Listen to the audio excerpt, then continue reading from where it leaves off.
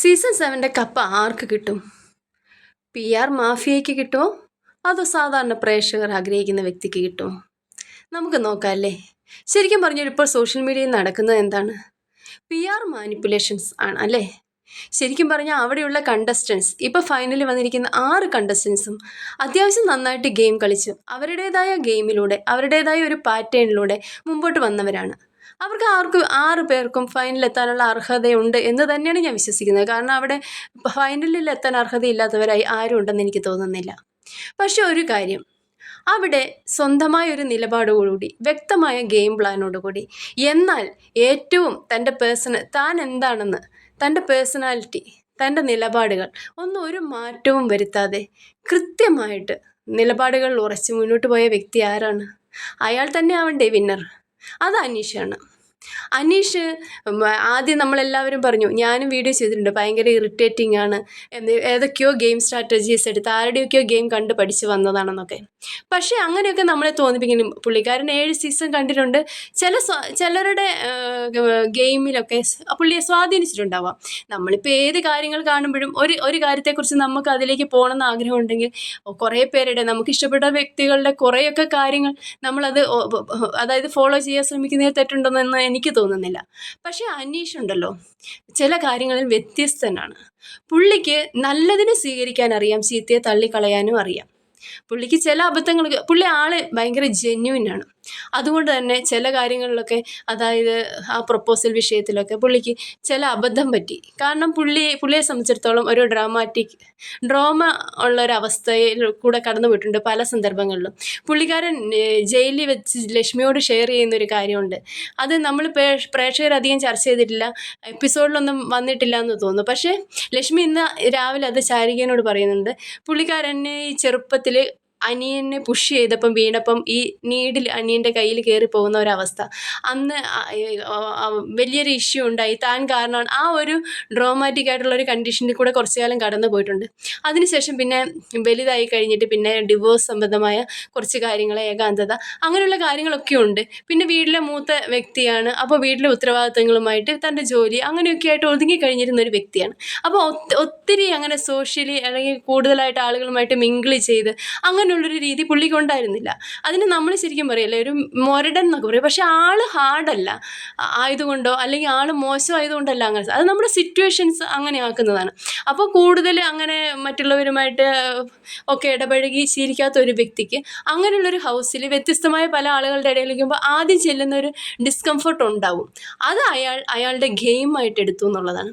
തനിക്ക് അങ്ങനെ ഒരു കുറവുണ്ടെന്ന് വ്യക്തമായിട്ട് അയാൾക്ക് അറിയായിരുന്നു. പക്ഷെ അത് എൻ്റെ കുറവല്ല, ഞാൻ നമ്മൾ പ്രേക്ഷകരെ അറിയിക്കാത്ത വിധം അത് വ്യക്തമായിട്ടൊരു ഗെയിം പ്ലാനോടുകൂടി ഒരു കയ്യകലത്തിൽ തന്നെ എല്ലാവരെയും നിർത്തി, എന്നാൽ എല്ലാവരും തൻ്റെ പുറകെ വരുന്ന രീതിയിൽ, അതായത് കഴിഞ്ഞ ദിവസം ഷാനവാസ് ലാലേട്ടനോട് പറഞ്ഞു എല്ലാവരും തന്നെ പുറകെ നടത്തുന്ന രീതിയിലുള്ളൊരു ഗെയിം അയാൾ നടത്തി.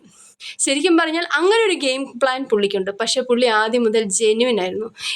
ഇപ്പോൾ തിരിഞ്ഞു നോക്കുമ്പോൾ നമുക്ക് കാണാൻ സാധിക്കും, ആദ്യ സമയങ്ങളിൽ തൊട്ട് എല്ലാവരോടും ഈ പറയുന്ന ഹൗസ് മേറ്റ്സിന് തന്നെ ഇപ്പോഴാണ് റിയലൈസ് ആവുന്നത് തങ്ങളോടൊക്കെ പുള്ളി സമീപിച്ചിരുന്നതിലെ പുള്ളീൻ്റെ ആ ജെന്യുവിനിറ്റി, പുള്ളിയുടെ സ്വഭാവത്തിൻ്റെ സവിശേഷത, അതൊക്കെ നമുക്ക് കൃത്യമായിട്ട് പ്രേക്ഷകർക്ക് അറിയാവുന്ന ഒരുപാട് കാര്യമുണ്ട്. നമ്മൾ ബിഗ് ബോസ് ഹൗസിൽ നമ്മൾ പ്രേക്ഷകരുമായിട്ട് കണക്ട് ചെയ്ത് വേണം കളിക്കാൻ. പുള്ളിക്ക് ആദ്യ സമയത്തൊന്നും അതിന് സാധിച്ചില്ലെങ്കിലും കുറച്ചങ്ങോട്ട് കഴിയുമ്പോഴത്തേക്കും പുള്ളി ശരിക്കും പ്രേക്ഷകരുമായിട്ട് കണക്റ്റ് ആവുകയാണ്. ആദ്യം പുള്ളി ഇറിറ്റേറ്റിംഗ് അല്ലെങ്കിൽ എന്തെങ്കിലും ഒരു വ്യത്യസ്തമായ കാര്യങ്ങൾ ചെയ്താൽ മാത്രമേ നമ്മൾ ശ്രദ്ധിക്കുകയുണ്ടായിരുന്നുള്ളൂ.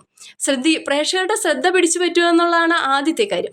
പിന്നെയാണ് പ്രേക്ഷകർ ആ വ്യക്തിയെ അനലൈസ് ചെയ്യാൻ തുടങ്ങുന്നത്.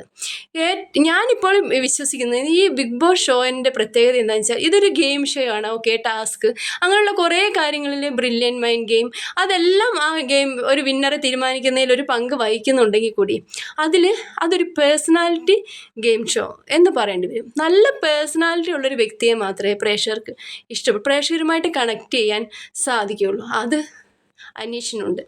അനീഷിൻ്റെ ആ ജെന്യുവിനിറ്റി, അനീഷിൻ്റെ സ്വഭാവത്തിൻ്റെ പ്രത്യേകത എന്ന് പറഞ്ഞാൽ ഒരു ഗ്രൂപ്പിലും പോയി ഒരു കാര്യങ്ങളും ചർച്ച ചെയ്യില്ല, ഗോസിപ്പ് പറയില്ല. തന്നോട് നേരിട്ട് ഒരു മൂന്നാമതൊരു വ്യക്തിയോട് തനിക്ക് നേരിട്ടുള്ള അറിയാവുന്ന കാര്യങ്ങൾ മറ്റൊരാളുടെ കാര്യം പറയില്ല. ആ ഒരാളോട് എന്തെങ്കിലും പറയാനുണ്ടെങ്കിൽ അത് മുഖത്ത് നോക്കി മാത്രം പറയും.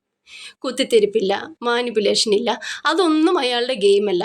പിന്നെ ആവശ്യമില്ലാത്ത വ്യക്തിഹത്യകൾ, കാണാത്ത കാര്യം പറയൽ, വൈരാഗ്യം ഉള്ളിൽ വെച്ച് പേഴ്സണൽ ഗ്രഡ്ജ് വെച്ചുകൊണ്ടിരിക്കൽ, അങ്ങനെയുള്ളതൊന്നും പുള്ളിയുടെ ഗെയിമല്ല.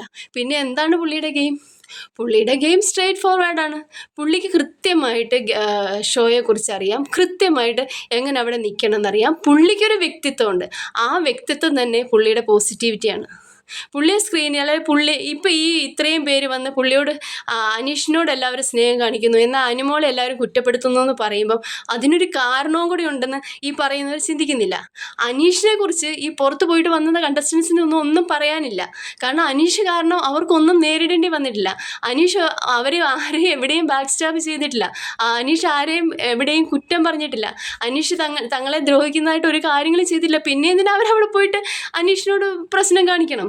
പക്ഷേ നേരെ തിരിച്ച് അനുമോളുടെ വിഷയത്തിൽ അങ്ങനെയല്ല. അനുമോൾ അറിഞ്ഞോ അറിയാതെയോ പല കാര്യങ്ങൾ ഇവരുടെയൊക്കെ ജീവിതത്തെ എഫക്റ്റ് ചെയ്ത കാര്യങ്ങളും അതിൻ്റെ ഉള്ളിൽ വെച്ച് പല കാര്യങ്ങളും ഉണ്ടായിട്ടുണ്ട്.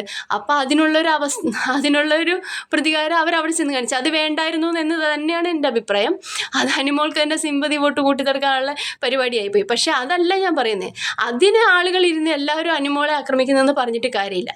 അവിടെ അനുമോൾ തന്നെ പറയുന്നു അനീഷേട്ടനോട് എല്ലാവർക്കും എന്ത് സ്നേഹമാണ്, അനീഷേട്ടൻ ഭയങ്കര ഹാപ്പിയാണ്. എന്തുകൊണ്ടാണെന്നറിയോ? അങ്ങനെ ഹാപ്പി ആയിട്ട് ഇരിക്കണമെങ്കിൽ അയാൾക്ക്, അതായത് മടിയിൽ കനം ഇല്ലാത്തവന് പേടിക്കാനില്ലെന്ന് പറയില്ലേ, അതുപോലെയാണ് പുള്ളിക്കാരൻ കാരണം ഒരാൾ പോലും വിഷമിക്കേണ്ടി വന്നിട്ടില്ല എന്ന് പുള്ളിക്കാരന് ഉറപ്പാണ്. അതുകൊണ്ടാണ് പുള്ളിക്ക് ഇപ്പോൾ അതായത് വളരെ ഫ്രീ ആയിട്ട് നിൽക്കാൻ സാധിക്കുന്നത് ആ ഹൗസിൽ. ഇപ്പോൾ സ്ക്രീനിൽ എപ്പിസോഡിലൊന്നും പുള്ളിയെ കാണുന്നേ ഇല്ലെന്ന് പറയാം. എപ്പിസോഡ് മുഴുവൻ എന്താണുള്ളത്? പരദൂഷണം, വഴക്ക്, ഗോസിപ്പ്, വെളുപ്പിക്കൽ, ഇതൊക്കെയാണുള്ളത്. ഇതൊന്നും പുള്ളിയുടെ ഗെയിമല്ല. പിന്നെ എങ്ങനെ പുള്ളിയെ കാണും? പുള്ളി ആ ഹൗസിൽ കിച്ചണിലും വെസലിലും ഒക്കെ ആയിട്ട് ഓടി നടന്ന് കാര്യങ്ങൾ ചെയ്തുകൊണ്ട് നടക്കുകയാണ്. നമ്മൾ ലൈവ് കാണുന്ന പ്രേക്ഷകർക്ക് അത് നന്നായിട്ട് അറിയാൻ പറ്റുന്നുണ്ട്. ശരിക്കും ഈ പുള്ളിയുടെ ഒരു പ്രൊപ്പോസൽ, ആ പ്രൊപ്പോസലിൽ പോലും മാന്യമായി പ്രൊപ്പോസ് ചെയ്ത് മാന്യമായി തന്നെ അത് ആ പെൺകുട്ടിക്ക് ഇഷ്ടമില്ലെന്ന് അറിഞ്ഞപ്പോൾ അത് ക്ലോസ് ചെയ്തൊരു വ്യക്തിയെ സോഷ്യൽ മീഡിയയിലിട്ട് ആ വ്യക്തിയെക്കുറിച്ച് വേറെ ഒന്നും പറയാനില്ല എന്ന് മനസ്സിലായപ്പോൾ ഈ ഒരു വിഷയം വീണ് കിട്ടിയ ഈ ഒരു വിഷയത്തെ മാനിപ്പുലേറ്റ് ചെയ്ത് എന്തെല്ലാം രീതിയിലാണ് സോഷ്യൽ മീഡിയയിൽ ഓരോരുത്തർ ശ്രമിക്കുന്നത്. ആ പ്രമുഖ യൂട്യൂബ് ചാനലിൽ പ്രമുഖ റിവ്യൂവറൊക്കെ പറയുന്നത് പുള്ളിക്കാരൻ ആ വഴക്ക് കിട്ടിയപ്പം അയ്യോ തൻ്റെ പ്രണയിനിയെ എറിഞ്ഞു കൊടുത്തിട്ട് നോക്കിയിരുന്ന് ചിരിച്ചെന്ന്. രാത്രി 2 മണി 3 മണിക്ക് നടക്കുന്ന ആ വഴക്കിൻ്റെ ലിവിങ് ഏരിയ നടക്കുന്ന സമയത്ത് അയാൾ ഉറങ്ങുകയായിരുന്നു. ലൈവിൽ അത് വ്യക്തമായിട്ട് ഇടയ്ക്കിടയ്ക്ക് ആ കട്ടിൽ കാണിക്കുന്നുണ്ട് പുള്ളിക്കാരൻ കടന്ന് ഉറങ്ങുന്നത്. പുള്ളി ആ കാര്യത്തെക്കുറിച്ച് അറിഞ്ഞിട്ട് പോലുമില്ല. പിന്നെ കൂടി ഇരുന്ന് ഗോസിപ്പ് പറയുക അല്ലെങ്കിൽ എന്തെങ്കിലും ചർച്ച ചെയ്യുന്ന ഒരു ശീലം ഇല്ലാത്തതുകൊണ്ട് ഇന്ന് ഈ നിമിഷം വരെ പുള്ളിക്കാരൻ അങ്ങനെ ഒരു വഴക്ക് രാത്രിയിൽ ഉണ്ടായതിനെക്കുറിച്ച് അറിഞ്ഞിട്ടില്ല. അല്ലെങ്കിൽ നമുക്കറിയാവുന്നതാണ് അവിടെ രാത്രികാലങ്ങളിൽ നടക്കുന്ന പല വഴക്കുകളിലും പുള്ളി ഉണ്ടാവാറില്ല. എന്നിട്ടും അതിനെ വളച്ചൊടിച്ച് ഇവിടെ വഴക്ക് നടക്കുമ്പോൾ അവിടെ മാറിയിരുന്ന് ചിരിച്ചെന്ന്. പുള്ളിയോട് നേരിട്ട് മുൻഷി സംസാരിച്ചപ്പോഴും പുള്ളിയോട് നേരിട്ട് ശൈത്യ സംസാരിച്ചപ്പോഴും പുള്ളി പറയുന്നത് അത് കഴിഞ്ഞ കാര്യമാണ് എന്ന് വ്യക്തമായി അതിനുള്ള ആൻസർ കൊടുക്കുന്നുണ്ട്. പുള്ളിക്കാരൻ അത് എവിടെയും കണ്ടൻ്റാക്കാൻ ശ്രമിച്ചിട്ടില്ല. അത് ചർച്ചയാക്കി മുമ്പോട്ട് കൊണ്ടുപോകാൻ ആഗ്രഹിച്ചിട്ടുമില്ല. പിന്നെ പുള്ളിക്കൊരു അബദ്ധം പറ്റി, അത് അബദ്ധം എന്ന് തന്നെ ഞാൻ പറയും. അങ്ങനെ ഒരു അബദ്ധം അനീഷിന് പറ്റാൻ പാടില്ലായിരുന്നു. പക്ഷേ എന്ത് ചെയ്യാം, മനുഷ്യനില്ല, അയാളൊരു ഇന്നസെൻ്റ് ആയിട്ടുള്ള വ്യക്തിയാണ്. അതുകൊണ്ടാണ് അങ്ങനെ ഒരു കാര്യം ഉണ്ടായത്.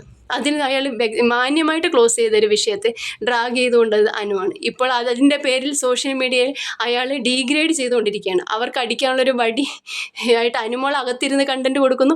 ആ കണ്ടൻറ്റ് വെച്ച് PR ചാനലുകൾ പുറത്തിരുന്ന് അനീഷിനെതിരെ വ്യക്തിഹത്യ ചെയ്യുന്നു. ഇതിനെല്ലാം എതിരെ പ്രേക്ഷകരായി നമ്മൾ തീർച്ചയായിട്ടും പ്രതികരിച്ചിരിക്കണം. ഇതിനാണ് നമ്മൾ ശരിക്കും ഇവിടെയാണ് പ്രതികരിക്കേണ്ടത്. ആ വ്യക്തിക്ക് അവിടെ ഏറ്റവും വിന്നറാവാൻ ഡിസേർവിങ് ആയിട്ടുള്ളത് അനീഷ് തന്നെയാണ്. അനീഷ് തന്നെ വിജയിച്ചിരിക്കണം. പ്രേക്ഷകരായി നമുക്ക് ചെയ്യാൻ പറ്റുന്നത് നമുക്ക് ചെയ്യാം. ബാക്കിയുള്ളതെല്ലാം ദൈവത്തിൻ്റെ കയ്യിൽ നിന്ന് പറയാനുള്ളൂ. പക്ഷേ ഈ സീസണിൽ അനീഷ് വിന്നർ ആയില്ല എങ്കിൽ ഈ ഷോയുടെ തന്നെ ക്രെഡിബിലിറ്റി ചോദ്യം ചെയ്യപ്പെടുകയാണ്. അതുകൊണ്ട് തന്നെ നിങ്ങൾക്ക് അനീഷ് വിന്നർ ആവണമെന്ന് ആഗ്രഹമുണ്ടെങ്കിൽ നിങ്ങളുടെ ഫ്രണ്ട്സോ ഫാമിലിയോട് എല്ലാവരോടും പറഞ്ഞ് ജിയോ ഹോട്ട്സ്റ്റാറിൽ പോയി വോട്ട് ചെയ്യുക. നാളെ രാത്രി 12 മണി വരെ വോട്ടുണ്ടെന്നാണ് പറയുന്നത്. നിങ്ങൾ കഴിയുന്നതും വേഗം തന്നെ വോട്ട് ചെയ്ത് അനീഷിന് സപ്പോർട്ട് കൊടുക്കുക. നിങ്ങളുടെ അഭിപ്രായം കമൻറ്റ് ചെയ്യണേ. നിങ്ങൾക്ക് എൻ്റെ ചാനൽ ഇഷ്ടപ്പെടുകയാണെങ്കിൽ സബ്സ്ക്രൈബ് ചെയ്ത് സപ്പോർട്ട് ചെയ്യണം. Thank you.